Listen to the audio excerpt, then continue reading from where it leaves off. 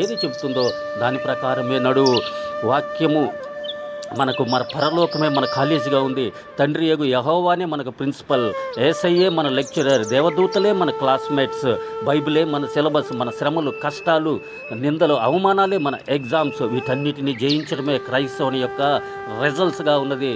కనుక మనందరము తొలగిపోకుండా ఉండాలంటే నిశ్చయముగా మనందరం కూడా పరిశుద్ధ గ్రంథం చదువుతాం. చూడండి, పరిశుద్ధ గ్రంథం చిన్న 5 సంవత్సరముల బాలుడి నుంచి 90 సంవత్సరముల వృద్ధురాలు వరకు, అవ్వ వరకు ఆమె బైబిల్ ఎత్తుకొని చర్చికి వెళ్తుంది. కారణం ఏదో తెలుసా? వారికి విద్య వచ్చో లేదో తెలియదు, వారు అభ్యాసం చేస్తారో లేదో తెలియదు, కానీ ప్రతి ఒక్కరి చేతిలో బైబిల్ ఉంటుంది.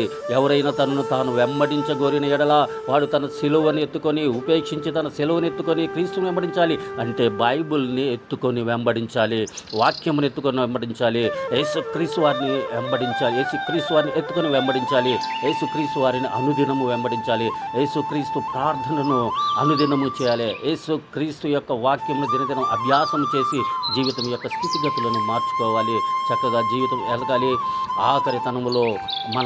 ఆఖరి విషయంలో మనము సాక్ష్యము నిలవబెట్టుకొని జీవితాన్ని కొనసాగించుకుంటూ ఎవరికి విరోధంగా, ఆటంకకరంగా, అభ్యంతరకరంగా లేక అందరికీ వీలైన మట్టికి సమాధానము, పరిశుద్ధత కలిగి జీవించేటువంటి స్థితిలో కలిగి ఉండాలి. యేసుక్రీస్తు వారు ఈ దినాన్ని మనకి తెలియచేస్తూ ఉన్నారు. ఇందును బట్టి దేవునికి స్తోత్రం చెల్లిస్తూ ఉన్నాం. ఈ మాటలు మనందరి వీటిలో దేవుడు దీవించి ఆశీర్వదించి